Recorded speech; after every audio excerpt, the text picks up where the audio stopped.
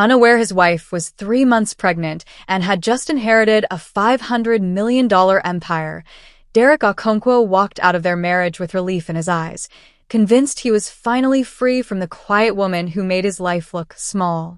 To him, Adana was dead weight, a simple wife who didn't shine on Instagram, couldn't open the right doors, and didn't fit the image of the Lagos big boy he wanted to be. So when he slipped a ring onto Kendra Afolabi's finger, he truly believed he was upgrading his destiny. He had no idea that the woman he tossed aside like a worn-out shirt was carrying his child, or that the signature on a gold-trimmed will had just made her richer than the entire Afolabi empire he was desperate to join. He didn't know the companies boosting his new lifestyle were owned by the same woman he called useless. And he definitely didn't know that the luxury wedding he bragged about in lounges, the one sponsored by powerful names, was being quietly held in a building under her control. But what happens when the man who mocked his ex-wife as irrelevant discovers she's the real power behind everything he's standing on? What happens when the woman he abandoned walks into his wedding? Not as a crying ex, not as a disgrace, but as the richest woman in the room, heavily pregnant with his child, holding a document that can end his future in a single sentence? That's the part of the story the guests in that glittering Lagos hall will never forget. They remember her now, the pregnant woman in a bright, elegant gown, belly round beneath the fabric, walking past white flowers and crystal chandeliers while whispers followed her like perfume. The two women near the entrance couldn't look away, their eyes wide, their voices low. Who is she? See the confidence. She must be one of the owners. They didn't know she was the ghost from Derek's past. They only knew her new name, Adiz Azuka. From the back of the hall, she watched him standing at the altar, smiling for the cameras, fingers brushing the ring he was about to place on Kendra's hand. To everyone else, he looked like a man at the peak of his life. To her, he was a man about to lose everything. She adjusted the sealed envelope in her hand, the one that tied his entire fairy tale to her fortune, and felt her baby move gently beneath her ribs, as if reminding her why she was there. But Adiz didn't become this woman overnight. Once, she had been just Adanna Nwosu, a wife who thought marriage meant shelter, partnership, and covering. She believed her mother's words about patience and sacrifice. She cooked his meals, smiled through his moods, followed him like a quiet shadow into rooms where no one bothered to learn her name. She blamed herself for his distance, his late nights, his wandering eyes. The night he finally told her she was holding him back, rain hammered the windows of their small home.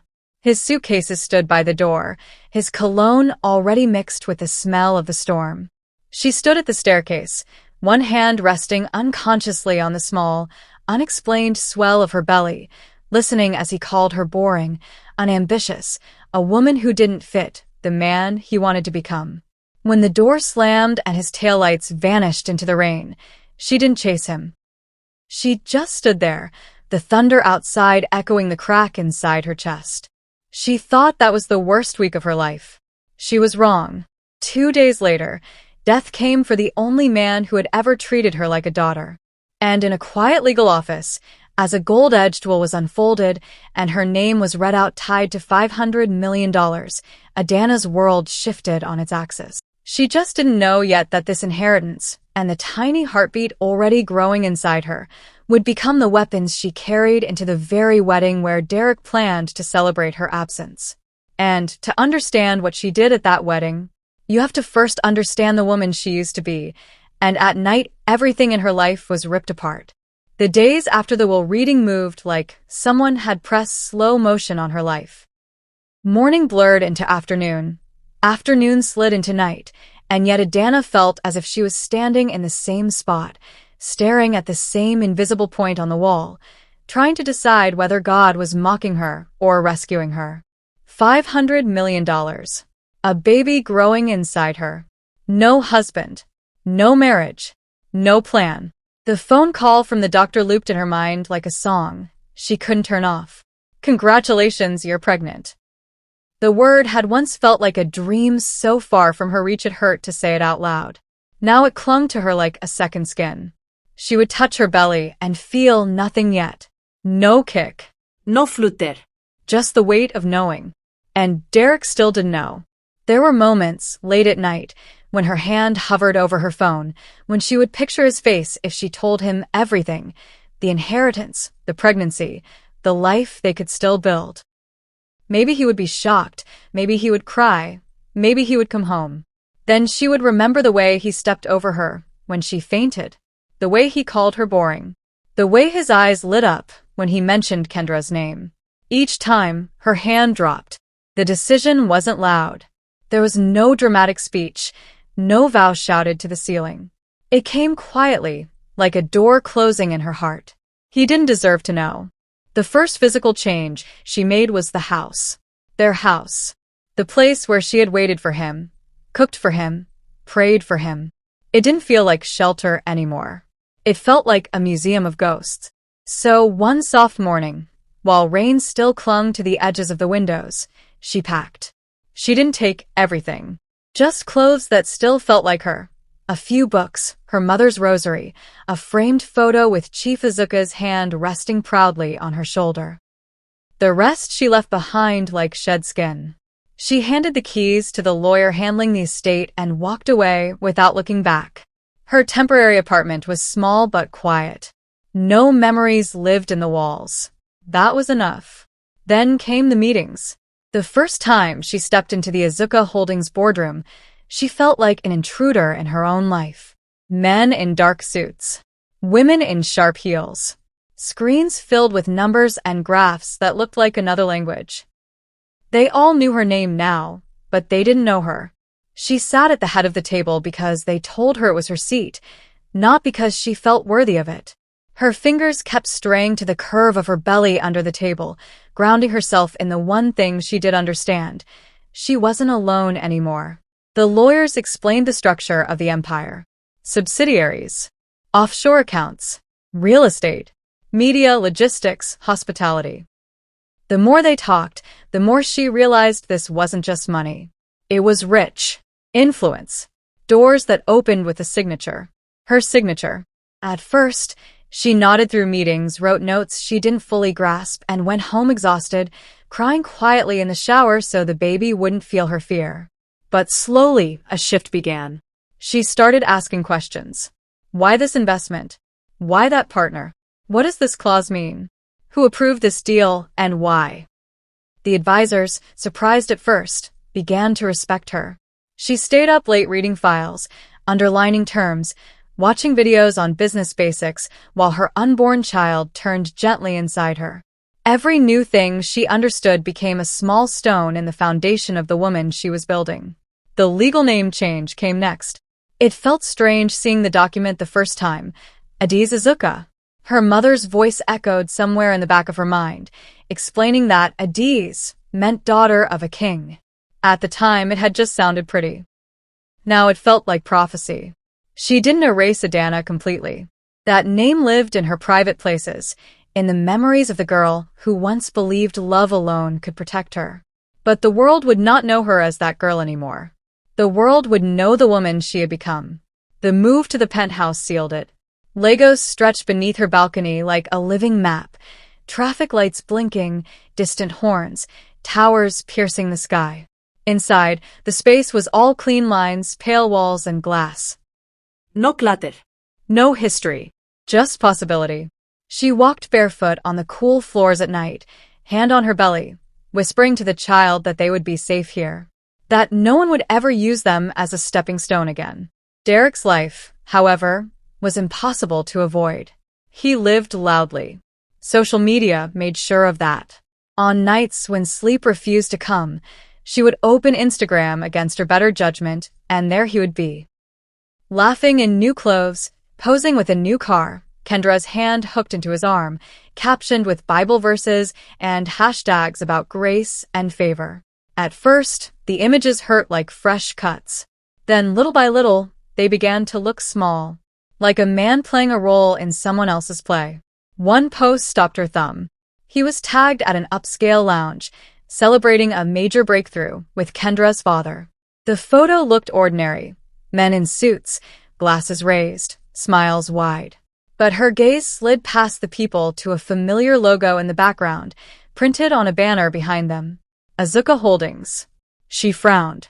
Another post. Another event. Different location. Same subtle logo tucked into corners of photos, on walls, on branded backdrops. Deals that Derek bragged about started to sound like the ones the board had mentioned in passing. Afalabi projects. Infrastructure partnerships. Hospitality expansions. She closed the app and went to her file cabinet. It took hours, but she found it. One thick folder with the Afalabi name stamped on the front, tied to a hospitality subsidiary she technically owned. As she flipped through the pages, the picture became clearer. Derek's soft life was standing on her ground. She sat back in her chair, one hand resting over the slow rise of her belly, the other still clutching the contract. For the first time since he left, she felt something stronger than grief and deeper than shock. Leverage. For the first time since Derek walked out of her life, Adiz felt the ground shift toward her instead of beneath her. The contract folder lay open on her glass table, its pages spread like quiet confessions. Lines of figures, signatures, approval seals, every one of them tied to the Azuka empire she now controls. And sitting right in the center of those documents was the name she had tried so hard to forget. Afalabi Group of Companies. Kendra's father. The man Derek was trying so desperately to impress. Adiz closed the folder carefully, as if folding away a secret. She walked to the balcony, her hand stroking the gentle curve of her belly, feeling the baby shift beneath her dress. The Lagos evening wrapped itself around her like warm silk, distant horns, the soft hum of generators, the smell of rain still lingering in the air. She breathed deeply. Derek didn't know it yet, but his new life was built on her soil. She didn't plan revenge. Not yet. Revenge was loud, and loud things left trails. She wanted clarity first. Control. Understanding. So the next morning, she went into her office, her official office at Azuka Holdings, not the quiet corner desk she used at home, and called a meeting. Her advisors arrived quickly, their suits sharp, their faces expectant. They had grown used to her presence now, respected it. The shy, quiet woman from her first board meeting had been replaced by someone steadier, someone whose voice no longer trembled when she asked for numbers to be explained twice. Pull up all subsidiaries connected to the Afalabi Group, she said calmly, seating herself at the head of the long conference table.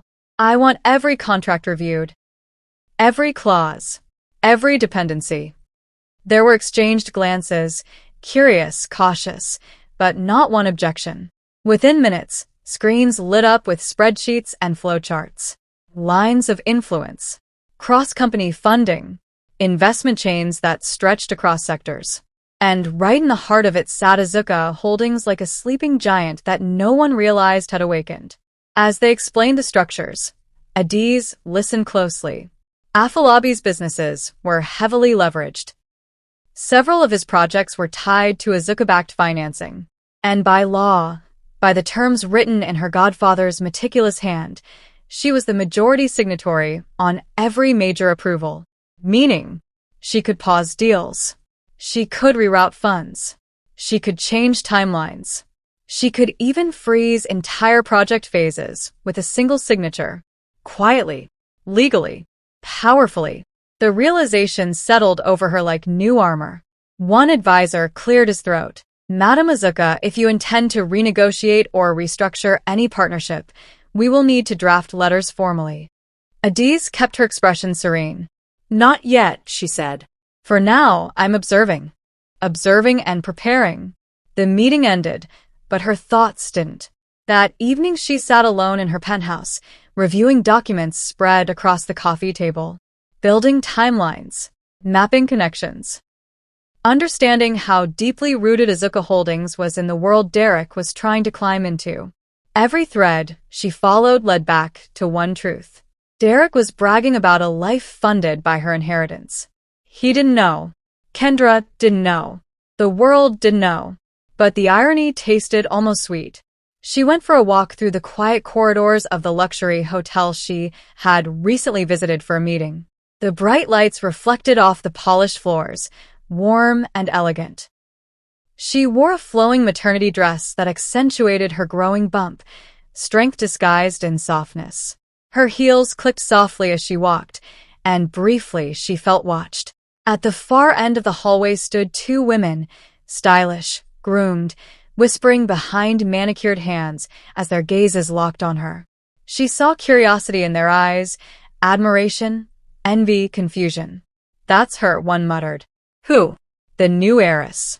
Adie's something. She looks so calm, so expensive. Pregnant too? Wow. Must be married to power." Adie's walked past them with measured grace. Their whispers trailed behind her like perfume, confirming what she needed. The world already saw her differently. Not as a victim, not as a discarded wife, but as a woman people whispered in polished places. The next morning, she called her lawyer. "I want full review authority over the hospitality branch leasing out event spaces," she said. He paused. "The one handling the Lagos Crystal Hall?" "Yes," she replied simply. Another pause, deeper this time. He understood. That hall was the most coveted wedding venue in the city, and the same hall Derek and Kendra had chosen for their luxury ceremony. By noon, the documents were on her desk. By evening, she had signed them, her signature looping cleanly at the bottom of the page, granting her final approval power over the venue and all assets connected to it. She didn't smile. She didn't celebrate. She simply set the pen down, resting her hand on her stomach as the baby kicked once, softly, like agreement. Derek's world was expanding, but he didn't know that every inch of that expansion ran through her veins. She wasn't planning to strike. Not yet. She was tightening the threads. Quietly, patiently, like a woman weaving a trap made entirely of truth. And when the trap closed, it would close in a room full of white flowers and camera flashes. His wedding day. Her justice. Crystal clear sunlight washed over Lagos that morning, one of those perfect, expensive-looking days that made everything gleam.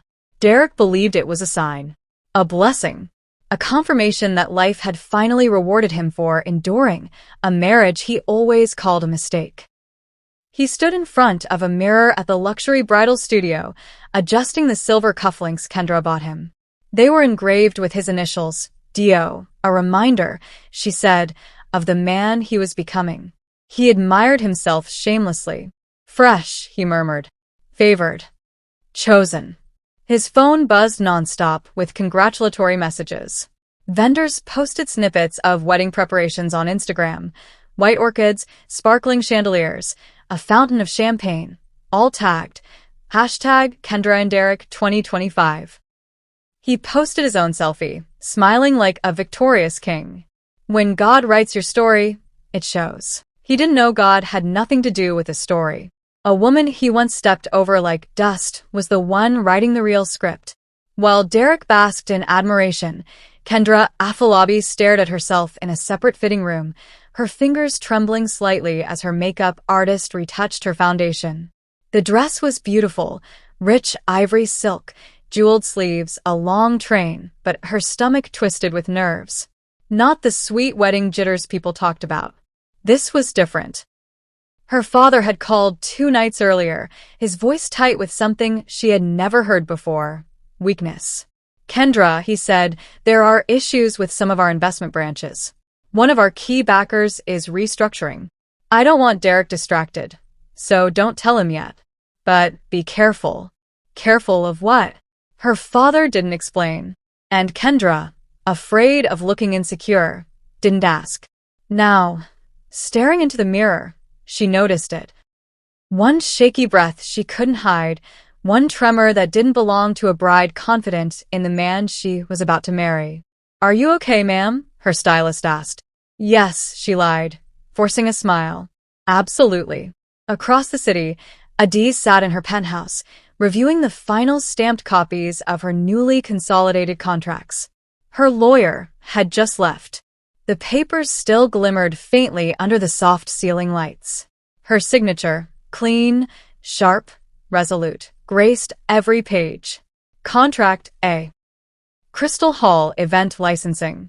Contract B. Afalabi Investment Pipeline Approvals. Contract C. Moral Clause Enforcement for Corporate Partners. All under her control now. All legally binding. She closed the thick folder and placed a hand on her stomach.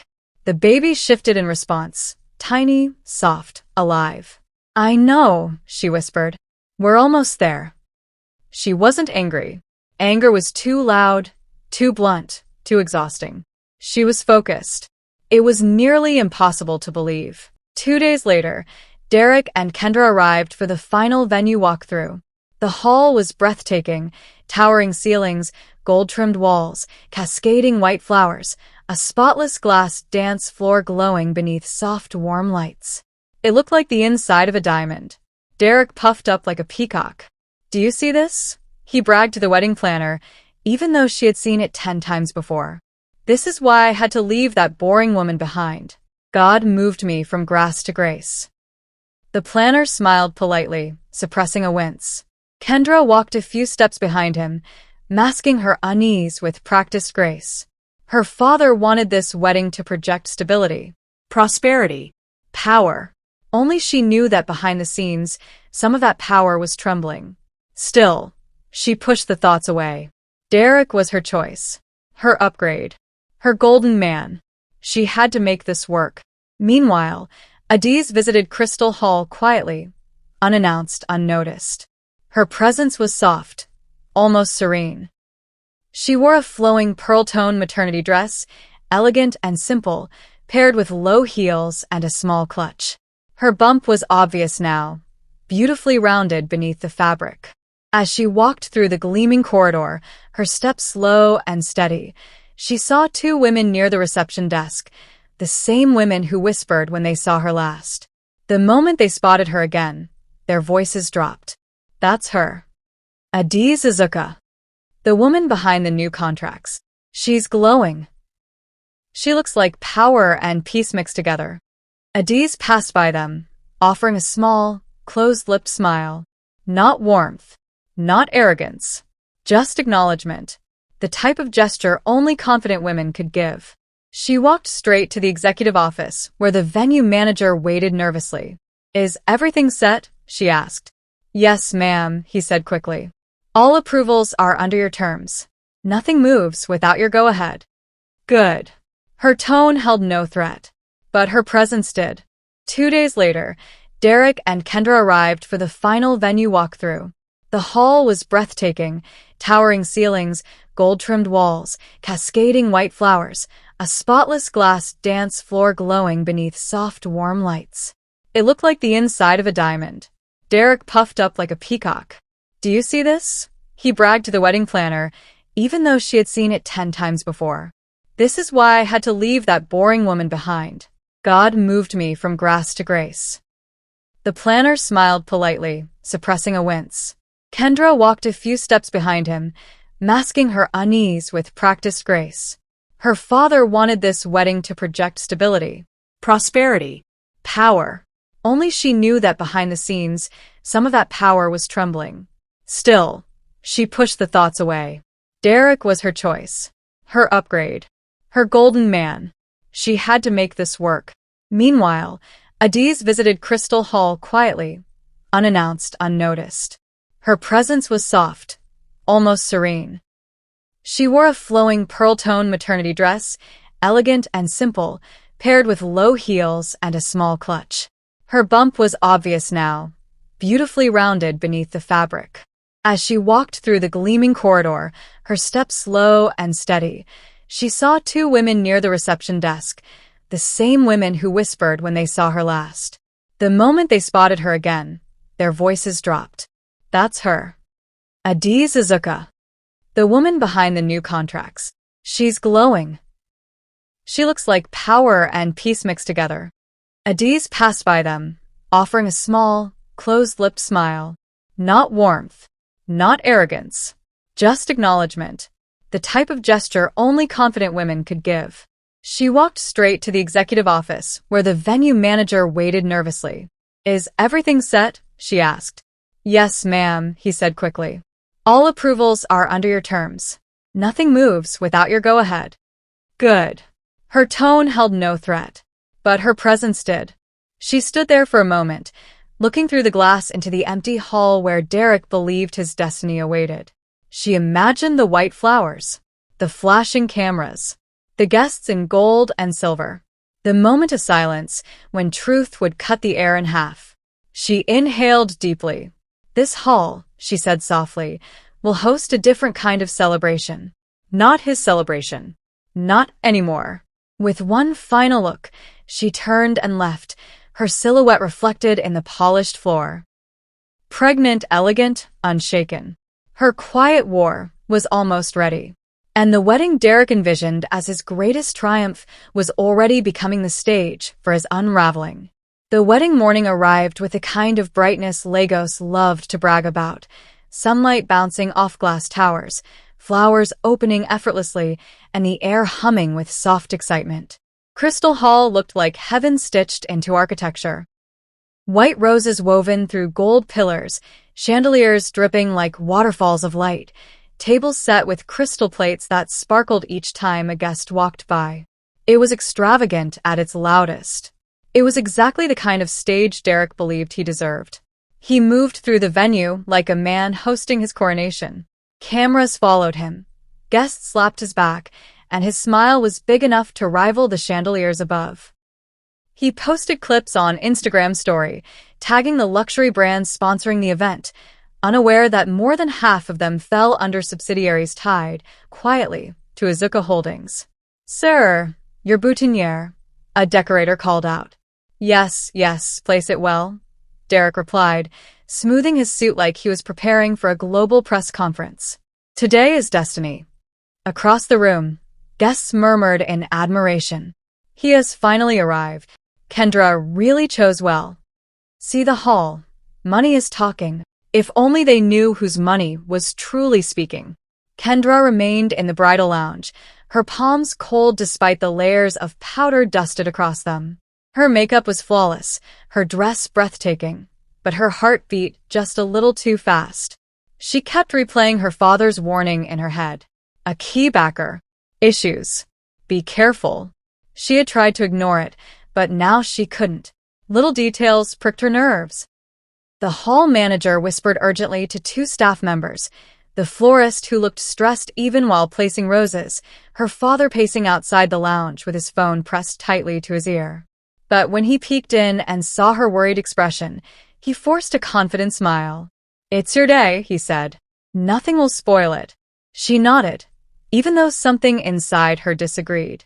Meanwhile, the city watched someone else prepare with a much calmer spirit. Adana stood before a mirror in her penthouse, smoothing the fabric of her silky, bright-colored maternity gown, the kind of color that refused to be ignored. Soft curls framed her face. Her eyes held a stillness that came only from walking through fire and learning not to burn. She picked up the sealed brown envelope from her table, the quiet detonator she had prepared weeks ago. Inside were documents that connected every Derek never knew existed. She placed one hand on her belly. The baby shifted gently. "We're not going to fight," she whispered. "We're going to finish." Then she stepped into her waiting car. Crystal Hall's entrance glowed as guests posed for photos, the cameraman shouting, "Ani shift small." "Yes, beautiful." Laughter filled the air. Everything glittered, until the doors opened slowly, and a hush fell. Heads turned. Whispers sparked. A woman stepped into the hall. Pregnant, elegant, graceful as mist but unmistakably powerful. Adana. Her gown hugged her bump softly, its color bright enough to draw every eye in the room. She held her clutch in one hand and the sealed envelope in the other. The heels she wore clicked against the marble floor like a heartbeat, steady, calm, impossible to ignore. Two women near the entrance, the same ones who whispered about her during her venue visit, froze before immediately leaning toward each other. "That's her. The billionaire heiress. She looks like she owns this place." They weren't wrong. More whispers spread through the guests, like wind igniting tiny fires. Who invited her? Is she one of the sponsors? She's too comfortable. She's glowing, pregnancy suits her. She looks familiar. Where have I seen her? Adiz kept walking. Her steps were slow, deliberate, unbothered. She wasn't here to disrupt. She wasn't here to plead. She wasn't here to reclaim a man she already buried in her past. She was here to finish a story that started the night he walked out. People parted in front of her instinctively, like they sensed authority before they understood it. At the altar, the pastor flipped through his notes while Derek adjusted his suit, unaware of the shift in the air. His mind was wrapped in fantasies of camera flashes, applause, and the life he believed he earned. Kendra's father stepped onto the stage, but for a second, just 1 second, he paused, sensing that something was off. He scanned the hall, noticed strangers whispering, and his chest tightened. Then he saw her, Adiz, walking through the crowd like a sunrise breaking into darkness. His face drained of color. Kendra, waiting behind the curtains for her grand entrance, caught her father's expression and frowned. "What's happening?" she whispered, but he didn't answer. Meanwhile, Adiz moved gracefully to the back of the hall, finding a spot just behind 2 rows of seated guests. She didn't hide. She didn't bow her head. She simply stood, present, poised, watching the stage she once imagined sharing with the man now bragging at the altar. The pastor smiled and raised the microphone. "Shall we begin the vows?" The hall quieted. Derek turned fully toward the crowd, inhaling deeply, stretching his fingers like he was about to slip into history. And at the back of the hall, Adiz placed one hand on her belly and waited.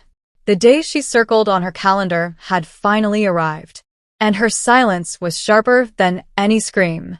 The hall settled into a reverent silence, the kind reserved for holy moments and life-changing declarations. White rose petals lined the marble aisle. The chandeliers glowed like captured stars. Guests leaned forward slightly, phones poised discreetly, ready to record the moment Derek finally became somebody. On stage, Derek adjusted his suit again, flashing his signature smug smile. He lived for this attention. He breathed it. He depended on it. "Please bring the rings," the pastor announced. A bridesmaid stepped forward with a velvet box. The hall held its breath. Kendra emerged from behind the curtains in a slow, rehearsed glide. Her gown shimmered. Her smile trembled. Her father stood rigid beside her, eyes darting nervously across the hall. And then, a sound sliced through the silence. Calm. Soft. Unshaken. Not yet. It wasn't loud, but it carried clean, precise, undeniable. All heads turned. Even the chandeliers seemed to still. Derek's brows furrowed. Who? Then he saw her. Adiz. Pregnant. Radiant. Standing tall in her bright, attention-commanding gown. The envelope in her hand gleamed under the lights like a blade wrapped in silk. Gasps rippled through the hall. Is that? It can't be. Derek's ex-wife. But she looks different. She's glowing. She's beautiful. Kendra froze mid-step, her smile fracturing. Her father's knees nearly buckled. Derek, for the first time in months, looked like a child caught stealing meat from a pot. Adana? He stammered, voice cracking. No, she replied softly. My name is Adiz. Her calmness terrified him more than any scream would have. She began walking toward the front, each step steady, unhurried. The hall parted around her like she carried royalty in her blood. Derek's mouth twitched. Why are you here? What do you want? This is my wedding. Adiz stopped a few steps from the altar, her bump visible, her posture flawless. You're right, she said. This is your wedding. But the foundation it stands on, she raised the envelope, belongs to me. The murmurs surged again, louder, sharper, electric. Belongs to her? What is she saying? Is she the sponsor? Wait, Azuka Holdings.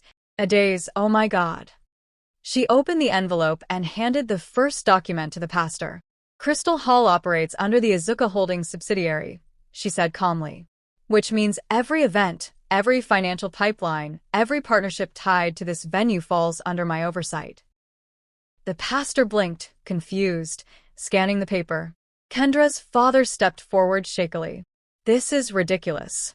This hall was booked with my company's clearance. Adiz didn't even look at him. Your company's clearance goes through Azuka Holdings, she said. And as of 2 weeks ago, I became the majority signatory. A photographer dropped his camera. Kendra's father clutched his chest, gasping. One usher rushed to support him. Derek slowly turned pale. You didn't know? She asked, her voice steady, soft, and devastating. That the woman you mocked, the woman you walked out on, inherited the empire your future depends on? Kendra's eyes filled with panic. Daddy, please tell me this is not true. But he couldn't speak. He only stared at Adiz like he was seeing a tsunami dressed in silk. Derek snapped back into arrogance, the only shield he knew. You're bitter, he spat. You came here to embarrass me. This is jealousy, Adana. You still want me. Adiz's expression didn't change. She handed the final document to the pastor. This, she said quietly, is the legal clause linking your current lifestyle, cars, loans, sponsorships, to funds indirectly routed from my inheritance. The crowd erupted. You mean he's been living off her? Ah, destiny helper indeed. God catch am. Wicked man. Derek lunged forward, face red. You're lying.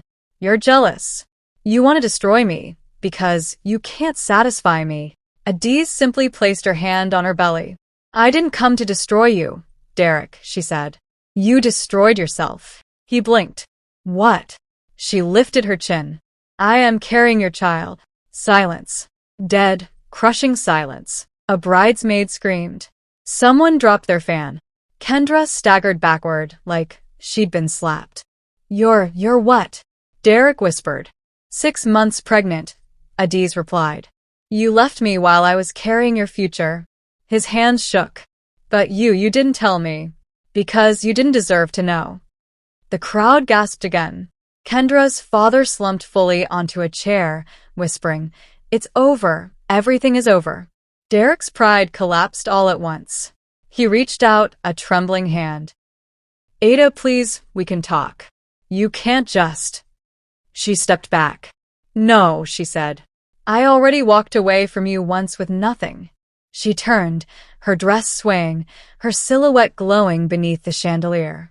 This time, she continued, I walked away with truth, life, and justice. And in front of the entire hall, the cameras, the guests, the decorations worth millions. Derek Okonkwo fell to his knees, while Adiz Azuka walked out, without looking back. The wedding hall emptied slowly, like a deflated balloon losing its final breath. Guests drifted out in stunned clusters, whispering fragments of the disaster that would soon flood social media. By nightfall, hashtags had already begun trending. The wedding that collapsed. Billionaire heiress versus groom. When your ex owns the venue. Screens lit up across Nigeria as short clips went viral. Ade's calm voice echoing through Crystal Hall, Derek's stunned expression, Kendra's father clutching his chest, and the groom sinking to his knees as everything slipped from his grasp. A bridesmaid screamed. Someone dropped their fan. Kendra staggered backward, like she'd been slapped. You're what? Derek whispered. 6 months pregnant, Adiz replied. You left me while I was carrying your future. His hands shook. But you didn't tell me. Because you didn't deserve to know. The crowd gasped again. Kendra's father slumped fully onto a chair, whispering, It's over. Everything is over. Derek's pride collapsed all at once. He reached out a trembling hand. Ada, please, we can talk. You can't just. She stepped back. No, she said. I already walked away from you once with nothing. She turned, her dress swaying, her silhouette glowing beneath the chandelier. This time, she continued, I walked away with truth, life, and justice. And in front of the entire hall, the cameras, the guests, the decorations worth millions. Derek Okonkwo fell to his knees, while Adiz Azuka walked out, without looking back. The wedding hall emptied slowly, like a deflated balloon losing its final breath. Guests drifted out in stunned clusters, whispering fragments of the disaster that would soon flood social media. By nightfall, hashtags had already begun trending. The wedding that collapsed. Billionaire heiress versus groom. When your ex owns the venue. Screens lit up across Nigeria as short clips went viral. Ade's calm voice echoing through Crystal Hall, Derek's stunned expression, Kendra's father clutching his chest, and the groom sinking to his knees as everything slipped from his grasp. People called it the most dramatic wedding Lagos had ever seen. But while the world feasted on chaos, Adiz simply rode home in silence. She placed one hand on her belly and breathed. It wasn't the triumph she felt. It wasn't joy either. It was something deeper. A clean break. A quiet closing of a door she once prayed would never shut. In the days that followed, Derek's downfall unfolded like a slow-burning tragedy. First, the sponsors withdrew. Then the banks froze certain accounts pending review. Then Afolabi's conglomerate distanced itself entirely, releasing a statement that subtly blamed Derek for misrepresentation and undisclosed conflicts. Kendra stopped taking his calls. Her father refused him entry into their estate. Wedding vendors demanded compensation he could no longer afford. Within a week, he was jobless, homeless, and hopeless, reduced to renting a small room in an area far from the gleaming life he once flaunted. The same friends who hyped him during his high season blocked him quietly. Prestige has a short memory, and pride has no cushion when it falls. Meanwhile, Adiz bloomed into a new rhythm of peace. Her days were full but gentle, prenatal exercises in the morning, board meetings handled with quiet authority, evenings spent reading on her balcony as Lagos lights shimmered beneath her like a river of gold. Her pregnancy had settled beautifully. The baby moved often, almost as if responding to her thoughts. She spoke softly to the child at night, telling them stories of strength, legacy, and self-worth. She did not mention their father, not out of hatred, but out of clarity. Some truths don't deserve space inside a child's forming heart. One afternoon, her intercom buzzed. Her housekeeper's voice trembled. "Madam, someone is at the gate." He says he must see you. "It's urgent." Adiz didn't need to ask who. Her heart didn't skip. She simply nodded. "Let him in." Minutes later, Derek stood in her sitting room, thinner, unshaven, eyes red from sleeplessness, wearing clothes that didn't match his former vanity. He looked like a man who had finally met himself for the first time and hated what he saw. "Ada," his voice broke. "I'm sorry." She remained standing, one hand gently resting on her stomach. "For what?" she asked. "For everything," he whispered. "I was blind. I was foolish. I hurt you. I mocked you. I didn't know. I swear, I didn't know you were pregnant. I didn't know you inherited anything. If I had known." She raised her hand. "Exactly," she said quietly. "If you had known." The words cut deeper than any scream. Derek swallowed hard. Tears gathered. "Please give me another chance. I've lost everything. You're the only one left. I want to be there for the baby. It's my right." Adiz's expression didn't shift. "You have a right," she said calmly, "but you don't have access." He froze. "I won't deny our child their father," she continued, "but you will not be part of my life. You will not disrupt my peace. You will not bring chaos into my home." His lips trembled. "Ada, I need you." "No," she said. Her voice was gentle, unshakable, final. "You need the version of me you once controlled, and she no longer exists." He sank onto the sofa, shoulders shaking. She didn't move toward him, not out of cruelty, but out of healing. Some distances must remain. "I'll have my lawyer send custody terms," she said. "You'll be allowed structured visits when the child is born. Nothing more." Derek lifted his head, tears streaking down his face. "Do you hate me?" Adiz exhaled softly. "No." "Hate is heavy. I put it down months ago." Then she turned and walked toward the hallway, pausing only once. "When you slammed the door that night," she said quietly, "I thought it was an ending." She touched her belly tenderly. "I didn't know it was a beginning." He lowered his head. He didn't argue. He couldn't. She left him seated in the quiet living room, his tears falling onto a rug he would never be allowed to step on again. Later that evening, Adana stood by the large window of her penthouse, the city spread beneath her like a promise. A tiny baby crib sat near her bed, waiting patiently. She rested a hand on her stomach. "You will know love," she whispered inwardly, "but not the kind that chains you. Not the kind that demands your silence. You will know love that protects and grows." Outside, the city lights flickered like fireflies. Inside, Adana felt something she had not felt in a long time, a peaceful certainty. She had walked away from the pain once with nothing. This time, she walked away carrying life, power, and justice. And she did not look back.